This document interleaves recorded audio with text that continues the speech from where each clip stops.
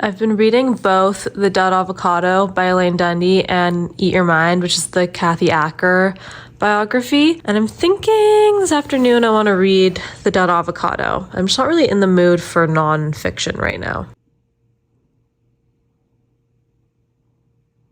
So I'm reading The Dead Avocado and I'm now almost 100 pages in.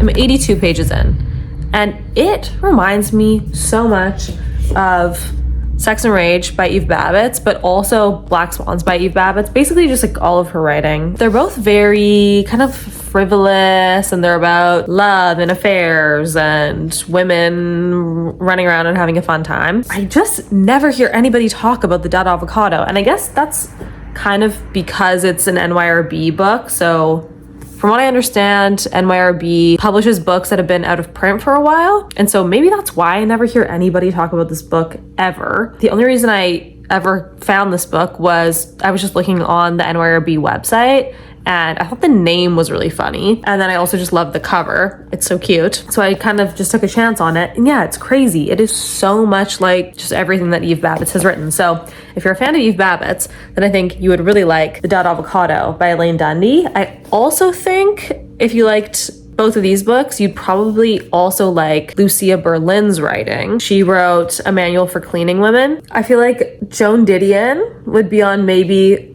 the more sophisticated end.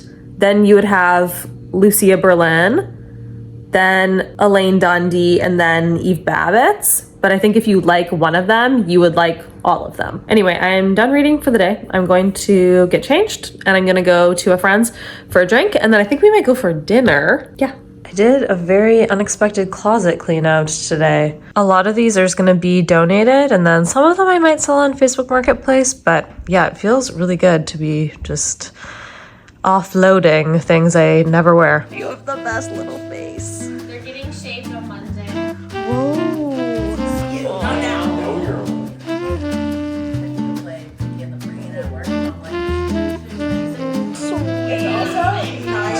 Sweet little baby. I was like trying my luck.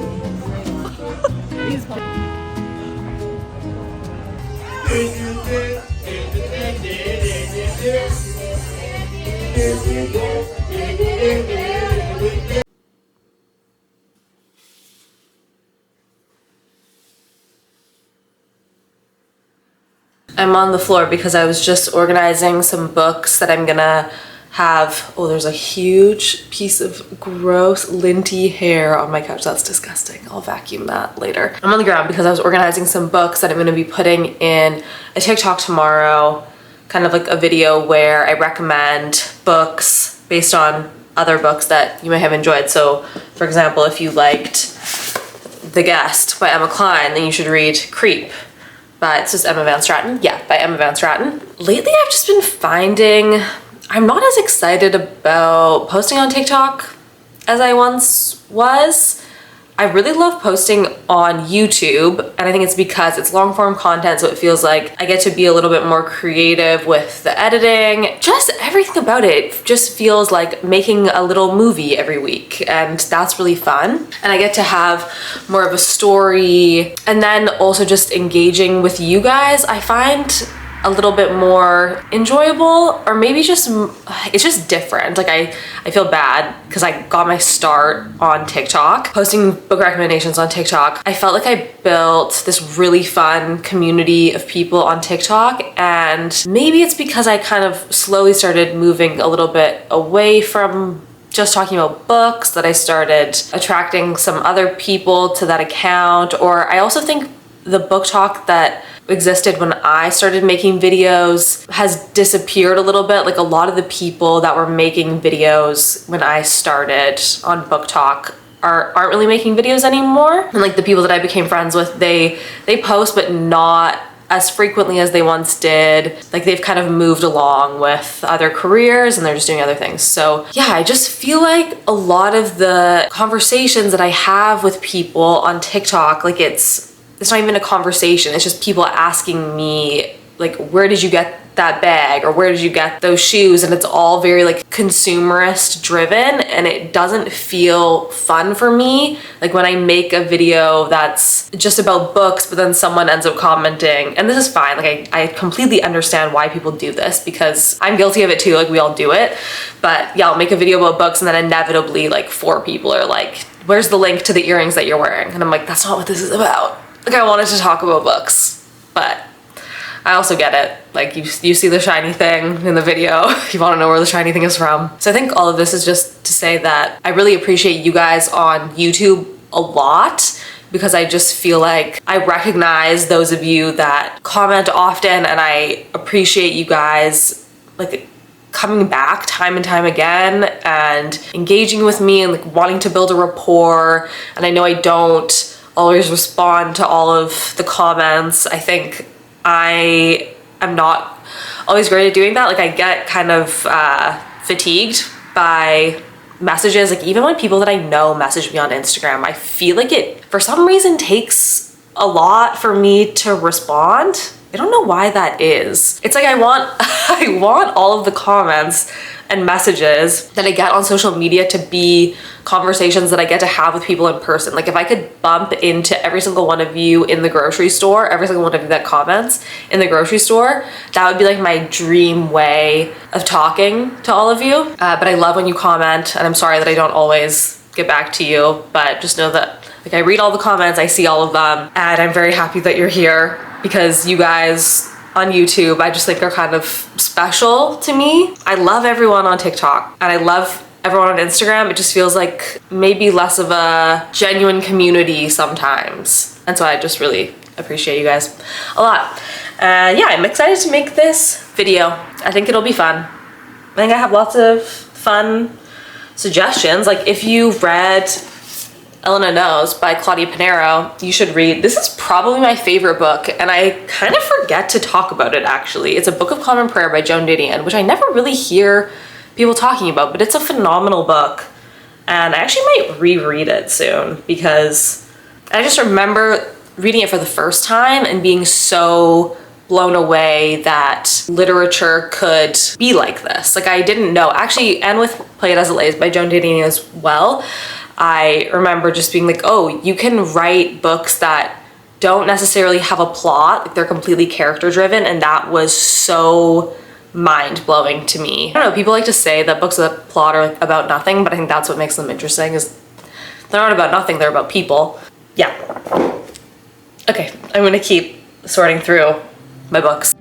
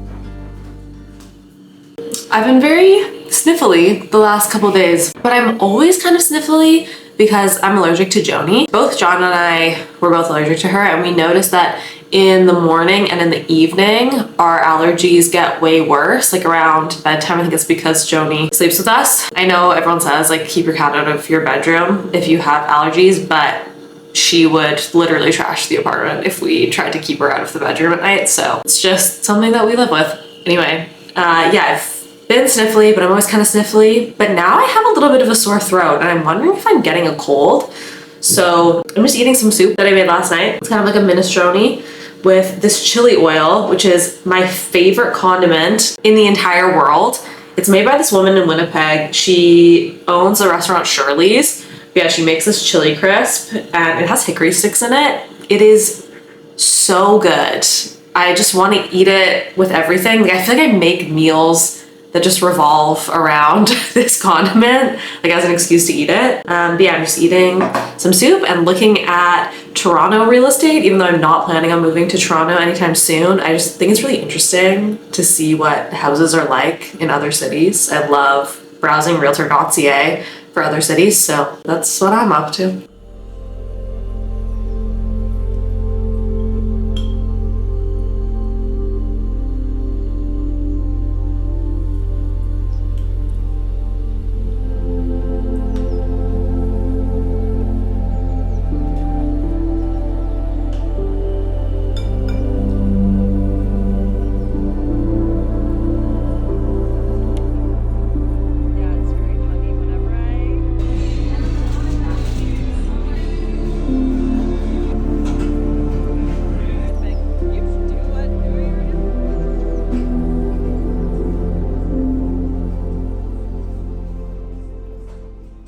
I feel like in the past I have talked to you guys about my bathing obsession. Like bathing, I consider it a hobby, and I take a bath in the winter for sure every single day because it takes me a really long time to heat up after I've been outside in the freezing cold.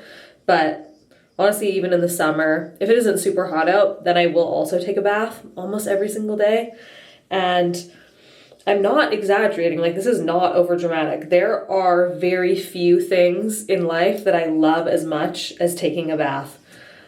So that's why in almost every single one of my videos, you see me taking a bath because that's genuinely just how I spend a lot of my time. So that being said, I'm about to run the bath. I have lit some candles. I have this copy of Apartmento that John got me for my birthday. So I'm gonna read some of that in the bath. And then I also have this book, Eat Your Mind by Kathy Acker, that I've been meaning to read forever. So I'm gonna try to read a little bit of that, drink some coffee, just chill in the tub. Definitely gonna have to take a melatonin tonight because it's kind of getting late, but that's okay. Coffee and baths, those are my things.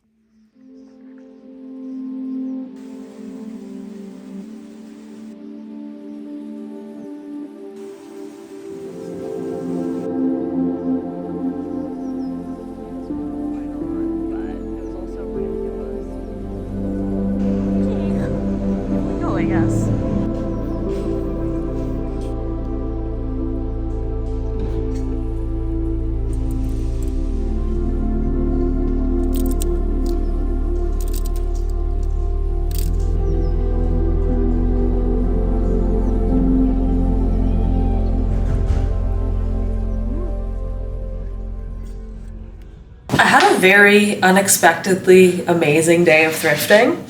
So I'm gonna show you what I got. Normally I never find this much stuff at the thrift store, but I was actually able to go to a thrift store in Winnipeg that isn't open yet. I got to go to like a preview of the store, and so I think that's why I found such good stuff, because there was like 8 other people in the store and it wasn't super overpicked. But okay, I don't even know where to start. I got this bag. It's a real leather bag made in Italy. And I just think the hardware is super nice. It's a good size. But yeah, just like a really nice shoulder bag. I normally never find purses at the thrift store. I don't know why, I just don't have good luck with them. So this felt like a really good find. This next one I'm really excited about.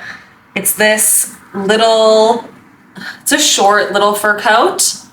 I have a full length fur coat, which I love. It was my great aunt's, but because it's full length, I don't get that much wear out of it because it feels really dramatic to wear a long fur coat out. But I feel like a short little one, I would totally just wear this to run errands. And they're so warm and it gets so cold in Winnipeg. So this is actually just very practical. I think I'm gonna get it dry cleaned because it's a little smelly. It just smells kind of musty, but yeah, it's like a true Hudson Bay fur coat. I got clothing as well as housewares. So I found just a silver picture frame. These black Levi's that fit pretty oversized. I kind of like to wear jeans, sort of like sweatpants oftentimes. So I found this pair, they fit very well. This other pair that don't fit as well, I might exchange them. They're just a little too big in the waist, but maybe with a belt, they could be okay. I'm gonna try them out with a couple different outfits and see if they work, but if not, I'll just exchange them. This little athletic skirt, it just has a cute little plaid pattern, kind of self-explanatory. I found two beautiful ceramic bowls. This is the first one. And this one, I think is so pretty. I might just use this as a fruit bowl. And then this one, I'll probably eat cereal out of it. I found some old COS headphones. I have no idea if these work. They might not. But if they do, they're pretty fun. I kind of hit the jackpot in terms of bangles. I got this one. Just a plain silver twisty one. And then this guy that I think is really cute. And it actually fits on my wrist really well and I'm not worried about it falling off. And then I found an Olympus camera. I don't know if it works. I need to put batteries in it and see, but if it does end up working, that would be sick because my camera is broken and I don't think it can be repaired. It's like the back is so cracked and shattered. So yeah, okay, that was what I found.